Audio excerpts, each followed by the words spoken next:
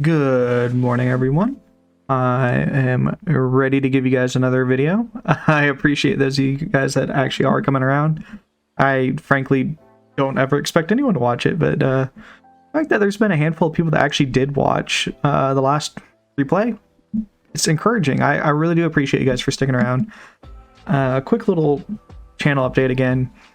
For those of you that maybe didn't see the last video, I will be continuing to do rapid unit reviews. It's something that I really enjoy making. It's just I don't have time still. The end of the month is brutal for me. I have a round of exams coming up on top of that, so I just don't have time right now. I'm not going to promise when the next one will be, but more towards the middle of the month I will have a little bit of time, but I might spend that with family instead of making videos. Sorry. So today's video, we're doing a replay review. It's a 10v10 tactical. Something that I used to play a ton of. I still play it, but not nearly as much as I used to. Just kind of falling out of favor just a little bit for me. It's not that they're bad, it's just I don't enjoy them as much as I used to. And another thing, sorry, I do have allergies right now, so if you guys hear me breathing, I so apologize. I really do. With the freeze last week, and then the fact that it's hot this week, we have really bad pollen, so I apologize ahead of time. I am a ridiculously annoying mouth breather right now. Okay, so into the deck. We aren't going to go through the deck too much. This deck's already been modified after the game, and there are reasons for it. So, infantry. The infantry tab is much different than what it was, mostly because I didn't have any affordable infantry, really. And it's kind of hard to do that in the airborne deck, but I do have some, these guys in the MI2, these guys in the MI8. I can't pronounce them because I don't speak Finnish or Polish. But anyways, I have some more relatively affordable infantry that wasn't available to me in this game. This deck was actually incomplete playing this game. I think I only had Commandosi and Rhinos. I don't even think I had the 94s in yet. The support tab is the best that I can get. Relatively cheap stuff to kind of throw out if needed. Charioteer is a very cheap fire support vehicle. Don't use them in this game. I do use Eric's and Formosa. They're kind of the bread and butter, I think, if you're going to do a Moto or even an airborne, actually any fin pole, honestly, in a tactical, you probably will want to use Formosa and Eric's. Maybe not, but at least most people that I have seen will use them. So surprise, surprise. I just brought this because it's cheap. It's not good. I'll probably never use it, but it's not like you have a whole lot of other options, really. It's the best of the bad choices, in my opinion. Probably not. Probably bringing the Musti is better. I don't know. I'm not changing it. I'm probably not going to use them anyways. I don't like vehicles. I'm very weird. I almost never use them. I feel like there's a lot of people that do like the vehicles, but I prefer like infantry fighting vehicles. I love those, but actual vehicles, no. Helos. It's an airborne deck with next to no helicopters, yes. Because it's built around the planes and the infantry, and the helicopters can bite me, I guess. I don't know. The fin pole helicopters are okay, but I think that these three that I have here are like the best ones you get anyways. I'm not really going to be doing any helo rushes, but if I ever did maybe decide that I want to do one, I have the Sokol for the AA missiles, I have the 24 for some ATGMs, and the MIT because its autocannons are broken and just mow everything down instantly. Plane tab. This is where the big change happened. The F-18 is gone from my plane tag. Some people are probably crying and screaming at me for that, but I just don't like the F-18 as much. In a tactical game, it's very expensive. It, mismanage it, it just dies. And I'm not very good at microing things because I'm an idiot.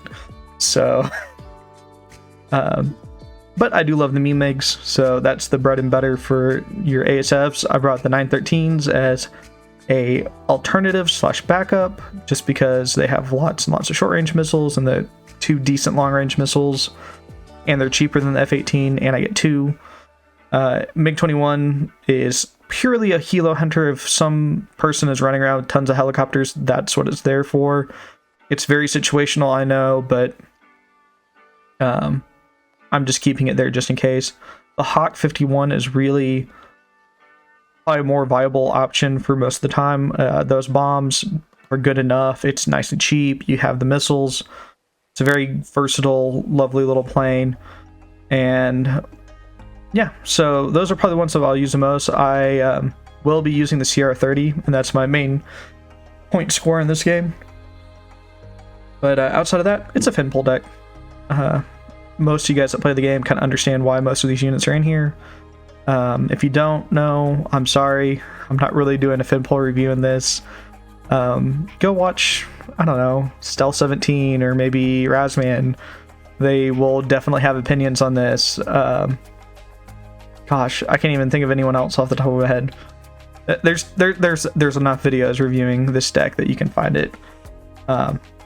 If you have questions, ask it in the comments. I'll answer. But if the question is, should I get the DLC, the Double Nation pack? Yes, you should for sure. The Israeli pack, probably. The Netherlands, I love the Dutch, but no. Anyways, we're gonna hop over to the replay, and I'll catch you guys there. All right, and here we are in the replay. Something I noticed when the replay was loading is Wargame has had another update. I'm actually in an older version to play this replay, and OBS threw a little bit of a fit because the game changed its version in the middle of recording. So hopefully this comes through nice, and hopefully there's no bugs because it's an older version of Wargame. We'll see. Which, by the way, Fantastic Eugen has all of a sudden returned from the grave. Oh, I just smacked my microphone with my headset. Big brain. Brilliant. All right, so we're going to get into the replay. Let's go ahead and go up just a little bit and get through the deployment. So at the start of this game, the communication was not fantastic. And I am on Red 4, again, fin pull. Someone has a fob in the road and they refuse to move it, and only I have indicated where I'm going and someone has indicated they're going to the town here. But as far as deployment goes, we have Gimpy going to the left, and if you're on my streams, you know that I have an opinion about Gimpy. I think he is a very good player, but I think he is overly cautious. That has served him well in some games, and in other games it kind of hinders his team. I do think he completely understands how to play the game, but again, I think he's a bit too cautious of a player, and we will see that actually in this game. As for the rest of the team, we have a pretty strong deployment coming out here to the mid. Some recon infantry, OT-64, so that's probably Specialny, MIT, so very nice. Heavy AA going middle, Tunguska M, Moderna, Wilk. I think there is even a T-72S somewhere. I thought there was. I might have just been seeing around. Even a UM kind of going more towards the middle. We have a quad stack of KTs, some command infantry. So we have a decent presence going here. Oh, there's the S going towards the middle. S is engaging the 10 RCs. That's a favorable matchup. But there's 2 HC Abrams coming in. That is my first loss, by the way, right there. That was Eric's in their Super Puma. I was being rather aggressive with them, and I lost them right off the bat. So I am immediately down 55 points, which sucks. But I do have 2 meme MiGs, and they will do some work here in a little bit. And I brought in my F-18, which I bought pretty early because I saw they had decent air coverage. And the F-18, I think, does assist in a kill on the Kurnas. No, the Kurnas gets away. No, it does die. Okay. But I'm pretty sure that wasn't my kill. Got 90 points somewhere, and I don't remember where. I really honestly don't remember where I got those 90 points from. Doesn't matter. Moving along. Left side.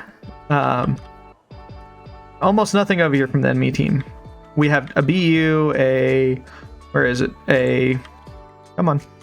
Vihor, some other tanks.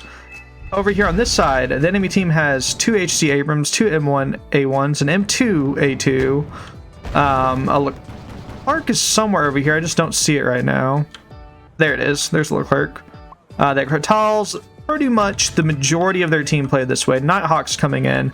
F111, this is where I lose the F18. SAS hit it, but that Nighthawk had to die. I was just going to kind of patrol over this way to check for helicopters and then come back, but I overcommitted because of the Nighthawk. I just had to make sure that it died. Gimpy over here telling our teammate Turkish Leo, who I think is doing the right thing by pushing a contact, that he's going to feed his tank to planes. Gimpy, though, has 2 MITs or M1Ts and 2 Prakas. Like, they have sufficient AA over here, more than sufficient AA. And yes, I agree, if you're way too aggressive with your tanks, you'll put them like right in where the enemy planes can just yeet in. But I even patrol my MiGs here most of the game, so whatever. In the middle, we have a weird push. Merc 2Bs just straight through the middle of the map. They do wind up killing a command tank, so let's see if they get it. So I think it was 3 80-point tanks for a 150. So not a great trade, but I mean, they did kill a command tank, which is something. On the right side, my team is getting absolutely stormed by the incredible number of vehicles they have here. Just lots of tanks, lots of autocannons, lots of infantry. The right side is pretty much lost, and this is where I kind of, again, have a criticism of him. I'm not trying to single him out, but I have gotten to fights with him on stream over this. Actually, before we do that, back here is a critical mistake that happened. He was able to get these Erics back, but he should have offloaded them like over here.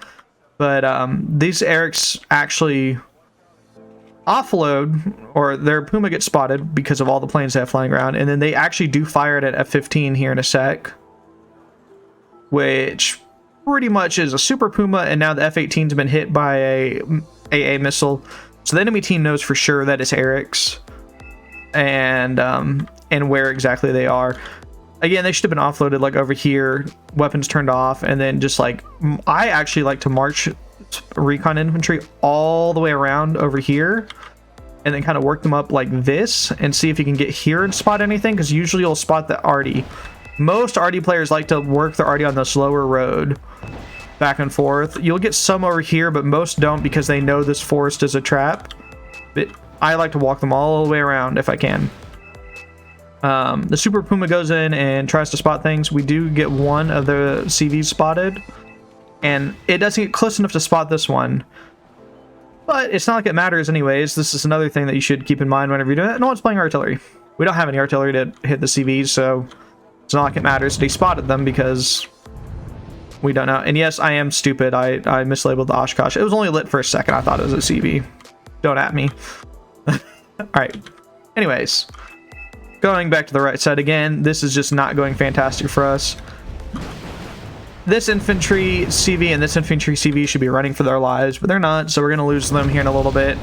That's okay, though. Our team's doing a pretty okay job. Points are even right now. We're going to go a little bit down, losing those command units, but it's not going to be terrible. Left side is still just sitting here, not really doing anything. The recon is starting to move up, but these recon guys should have been up a little bit earlier. They have one LAV AT spotted and nothing else out here. I mean, it's a pretty solid guess with how much they have over here and how many planes they have, and the fact that you see artillery, that they can't have much over here. And this is where I've gotten into fights with Gimpy before, is I have personally done super aggressive pushes from Echo where I've gotten up in here, secured this tree line, and he is still back in this sector in Foxtrot. And it frankly drives me a little bit nuts how passive he is. And he is very defensive about it too. Ha, funny. I think he's a very good player though, because he almost always forms well and gets lots of kills, but if it was, I don't know. I guess it's his play style, but man, I really wish that he would recognize things like this, because this is like the third game that I've played with him where there's been a massive force on one side or the other, and he's been playing the opposite side somehow. and just doesn't do anything. But whenever it's his side that gets pushed, he screams at the team that we're all noobs. So anyways, I'm not going to keep attacking the guy. It just annoys me is all. Up in here, we have some close range fighting with Modernas, which is not particularly ideal. We got one Moderna out here loading. We got another one up close. Luckily, these guys don't really get shots at the Moderna, because that was some infantry that could really mess up a Moderna, but luckily no side shots, nothing like that.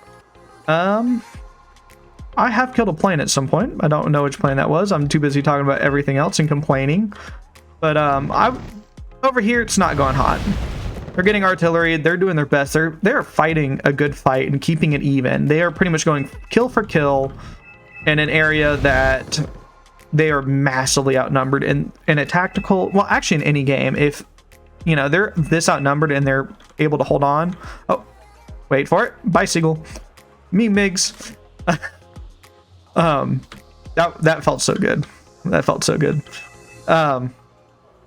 Anyways, but if you're this outnumbered and you can just keep the punches coming for the other team, that's all you can do. And they do a good job of that. They wind up actually, you know what, we'll just see.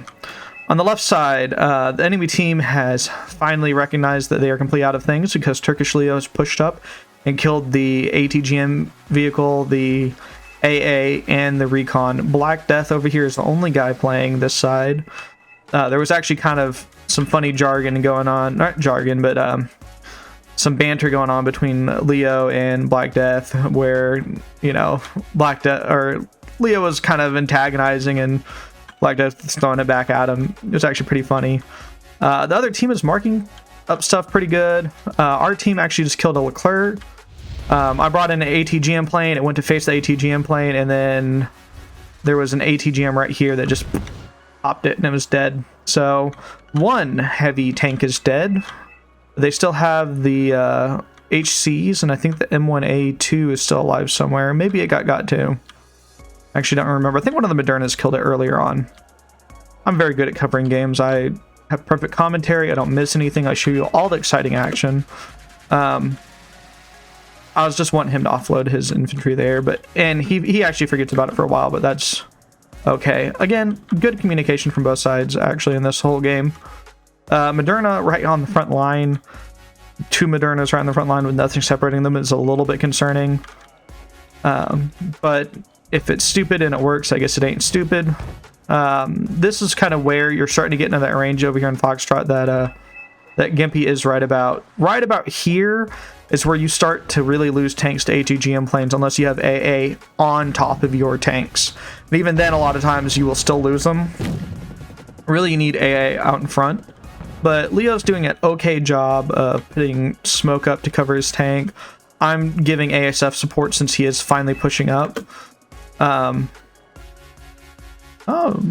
I didn't know that he actually marked that cluster. He does wind up clustering it, but I don't know. He actually asked about that. Cool. Again, good communication. And again, this is not another thing for good communication. Mariskonsky is telling Kiwi here that he's out of 30mm, almost out of 30mm on his Moderna. Just kind of bringing that up as an issue for him to go fix. At this point, I do start bringing my CV up from Bravo to countercap Foxtrot.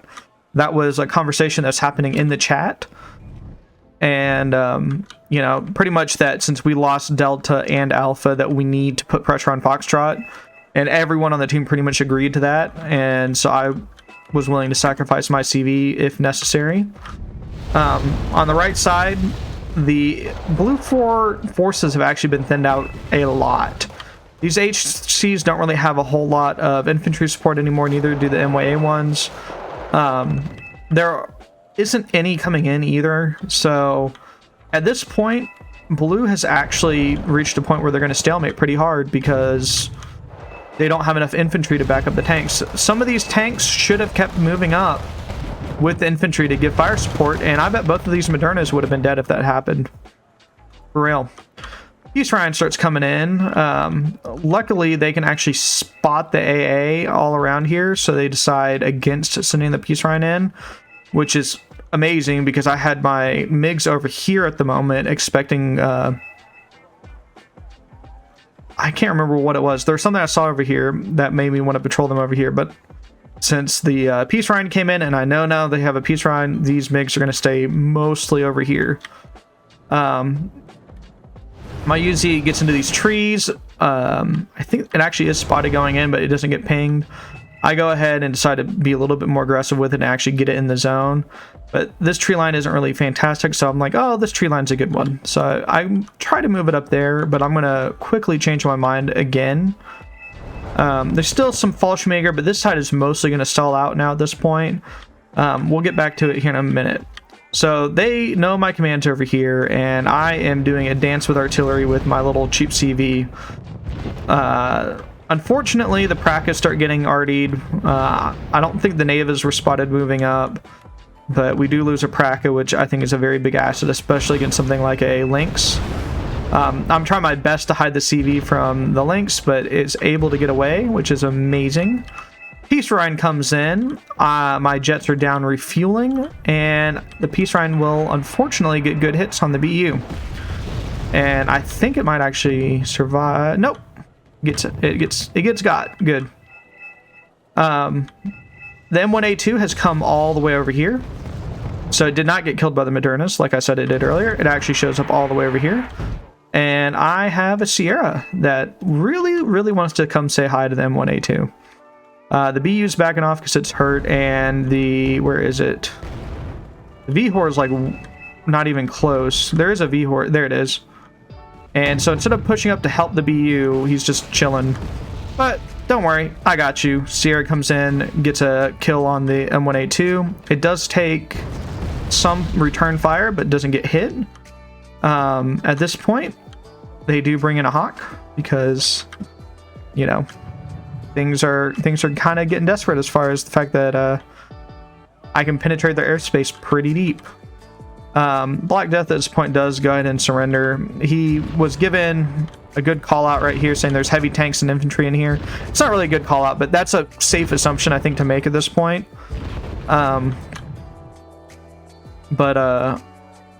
Yeah, so Foxtrot is now contested. This UAZ was able to get in completely unspotted. They don't know it's here. We do have a VHOR and a very, very hurt BU over here. This T-62 is out in the open, but it's a 25-point or 20-point tank, so who cares?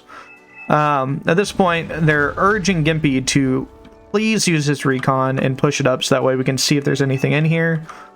And the other team is coordinating a defense. Honestly, if we had some infantry, this zone would already have been taken, but that's whatever. On this side, we did lose one of the Modernas to some infantry. And the other team has completely pushed us out of this forest, but now they have to push open ground, and that's where the HCs are going to come into play. If you're going to try and push across any kind of open space, having fire support is required. Leo, again, he wants to keep pushing this. He has brought in, or Herpes has brought in some infantry, and I don't really know what Leo has to push. I think he just has the 62 to support with, and his BU. Anyway, so now we have 3 players over here. They are going to start pushing up. The Rima start getting engaged. The Senke are being engaged. But if he had turned off the gun on them, they would have been fine. But I think they are going to get got. Yeah. That is a good call out to tell him to hide the Rima. The Rima out in the open with no fire support aren't going to do much. This KT is just going to town on some Gurkhas, which is what KTs do. We have something kind of comical that happened over here. This supply helicopter actually flew all the way out here and then flew all the way back over here because it can't land anywhere close to the Crotals. I am being very aggressive with these MiGs now. I think this is in Patriot range if they had a Patriot. Thank God they don't. But with them indicating that they're going to push, I felt that having my planes as close as possible to the front line was going to be needed. The fact that this Hawk doesn't have a shot is actually kind of interesting. But Foxtrot is very quickly falling for the other team. Over here, we saw both of these CVs come in. They had one over here. We are able to kill it. And now they have 2 more, but we know exactly where they are. We aren't going to be able to get them for a while, but our team actually does a decent job of getting them. And then someone always has to be the MRS dude that tries to cluster heat the other team's arty, but usually just wind up wasting your supplies. I used to do that a lot. I still do it sometimes, honestly. So both of the HCs are dead over here. I missed that again, but I was able to get one of them at Sierra, and the other one was gotten by Concourse. So both HCs are dead over here now, and we have Moderna. We have a Proletary, you know, so we're getting to a point now where, oh, these are Ace Proletary. I didn't even see that. These are Proletary 90. So it makes sense as to why we're not pushing then. I didn't even know that he was using base. That's interesting. That's cool. Foxtrot is still probably the most action-packed that we got over here. Turkish Leo is going to use a T-62 to push up and kind of tank damage for the V-Hor, at least take the initial shot. Unfortunately, the Erics trying to flank behind are going to be taken out by that 10C. But doesn't matter. We have... I can't believe... Okay, there we go. We have eyes on their recon now. The 62 gets killed off by the Milans, but that's what it was there for. It was there to take damage for a stronger unit. Now, the V-Hor is just almost pushing in with the Reckless Abandon at this point, which is kind of funny, but, you know, because of what I was saying earlier. But the fun thing that's happening over here is what should have happened to those Erics earlier. We have snuck at Command Infantry all the way over here, and this Command Infantry will be a superstar here in a little bit. But for now, nothing going on the right. The left is a light push that is being deterred by just a little bit of Commandos para, and it's more or less the fact that there's just no infantry to support. So in this case, yes, don't push into the forest, because you will just lose your super heavies to LRAC in this. Well, probably not an LRAC, but you don't know what's in here. There could be something with, you know, an Eric's or maybe a Appalachian in there. So now, instead of them having a massive point advantage, they just have alpha over us, and we're trying to keep Foxtrot and Delta contested and possibly even capture them. What the? Oh, okay, there's a command. I was confused as to where the command vehicle was.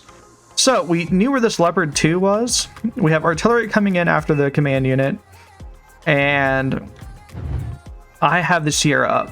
And I indicated that if they flush the Leo out, the Sierra will probably be able to get it.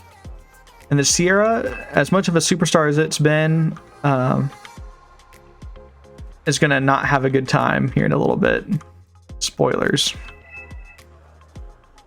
Some miscommunication here that this is a tank CV in here. It is not. I think they think that this U80M was a UK that pushed up, but then the UK just killed something from back here if it was a UK. So I don't know. Yeti just suicided his transport that his command infantry was in. I think that was a mistake because it indicates that you have something over here, and yeah, it's something that you probably shouldn't have done, but I don't think it ultimately hurts them. This is me trying to say the M1A1s have switched flanks, but it's not what's indicated. And I was trying to say that to encourage these guys to maybe probe the forest, because we knew that they had 2 M1A1s, 2 HCs, and an M1A2. The M1A2 died over here. The M1 or the HCs both died here, and now the M1A1s are over here. So with all of that armor, and the Leclerc died. So with all that armor potentially gone, and the fact that we did kill a lot of infantry, what do they really have left? And I do eventually kind of force the point myself, but first let's watch the glorious run of the Sierra. It gets engaged by the Pip, and here in a second an F-16 will come in and come after it. Gets hit by the Pip and gets one missile off to kill the Leo. So the command Leo's dead. They're putting pressure up on the command infantry, which will soon be spotted, and we will take control of Delta, actually.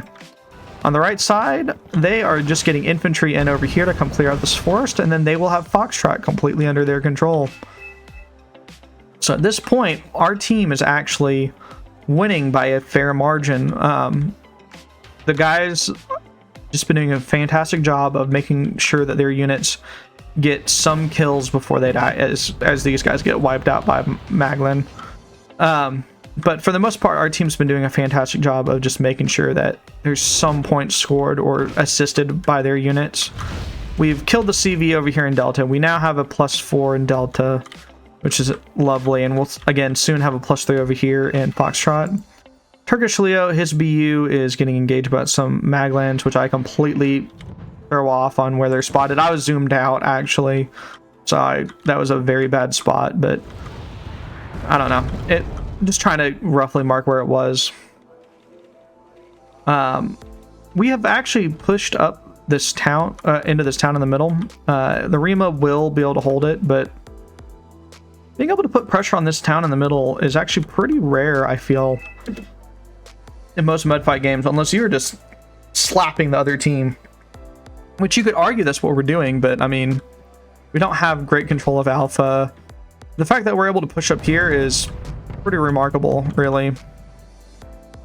The blue fort side does do a pretty decent job of throwing up a kind of ditch defense to hold this zone and keeping a CV in there. I think keeping the CV and keeping us from getting points was actually a good call on their part, because if we were able to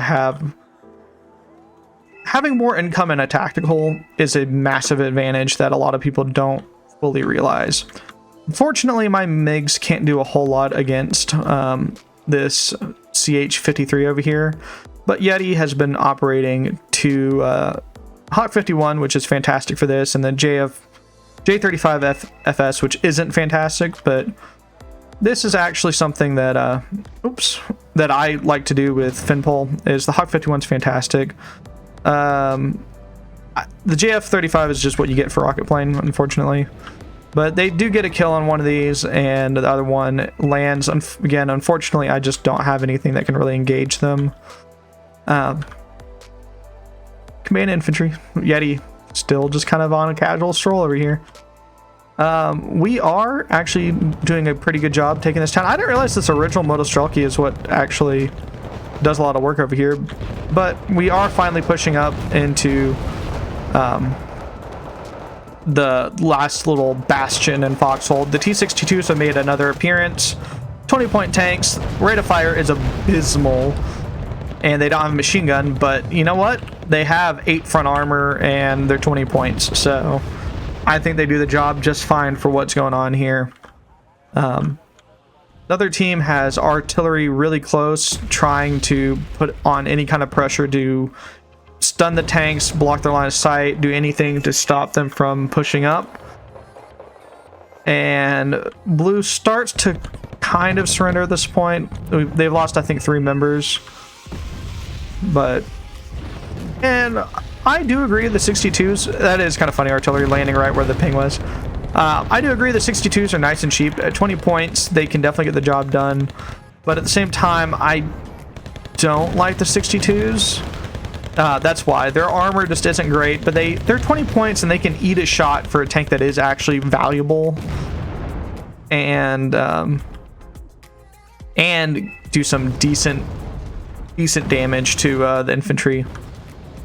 And here in a second, their armor's good. 8 HP armor is not fantastic, but you might take a hit from some low end, like the base law. I think you can actually eat a shot from.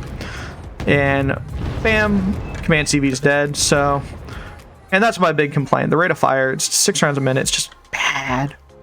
It's just really bad. Anyways, our team has a nice advantage now. I have pushed up with Formosa and Eric, which has encouraged the rest of the team to kind of push up over here. They pushed out actually with their Fallschirmjäger, and they just got mowed down by an Afghansky. And then the Fallschirmjäger over here didn't really have a chance against Formosa, honestly, and a Moderna. So now we've gotten established back into Alpha. I'm going to keep pushing up with these recon units. I indicate to Amerikansky here to support because I, at this point, think that they're way more focused on trying to defend their base than they are on trying to hold alpha. And so I'm being aggressive with these guys and just pushing them forward. But, and I, understandably, he doesn't feel the same about pushing up the Moderna because there's no AA here. But I really wish he would have just pushed up with me. The chances of them coming in and, you know, sniping his tanks were relatively low. And I'm able to kill off the VAB, but I get got by the Flak Panzer here in a second. And that's actually up to me being an idiot and thinking that I can get in range of the Flak Panzer with the Erics, with the Applas before. That was an important indication to us, too. We thought that they had SAS just kind of hanging over here still. Turns out it's Crotals that they're leaving on the front lines instead of moving back. I guess they're just, again, more focused on the defense over here than anything else. SAS, nope. But, hey, Proletariat here, so they'll go on a little hunt. Again, we have complete control of the left side of the map, which is very nice. The other team is trying for a defense, and now the Chad command unit has counter-capped with absolutely no support. I'm kind of surprised that no one just immediately quit when this happened, but, you know, keep your composure. 10 out of 10. Good job. Proletariat here are going to get some nice kills on some Crotals. I just got by the Gepard. The Moderna will get revenge for me here in a second. And we're going to tune in to the most entertaining fight that I think I've ever seen in Wargame Red Dragon. Who is going to win? A 80-point AH-1F Cobra with its amazing Vulcan cannon and Hydra rockets, or one little commandy boy with its GPG and I think that's an assault rifle? Might be a carbine. Who's gonna win this fight? This is why you don't fly helicopters over infantry. And who's gonna win? Come on, you can do it. That is correct. The command infantry just killed a Cobra.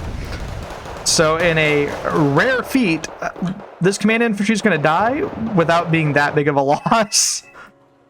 Yeah, the command infantry won. Fortunately, the Rangers are going to come and smack them down in here in a second, just put them back in their place. But command infantry, the Chad command infantry, Solon, you are a mad lad and you deserve to live. But unfortunately, McLean here with the Rangers says no. And executed. Ripping pepperonis. Alright, from here on it's just kind of a cleanup. That was probably one of the funniest things that happened in this game. We do find command units over here. There is never a push that comes over here, unfortunately. We got the Rotals, and now it's just, you know, feeding some more points, and then the meme MiGs are going to go head to head here in a second with the Block 15 for the last kill of the match. Bam. There we go.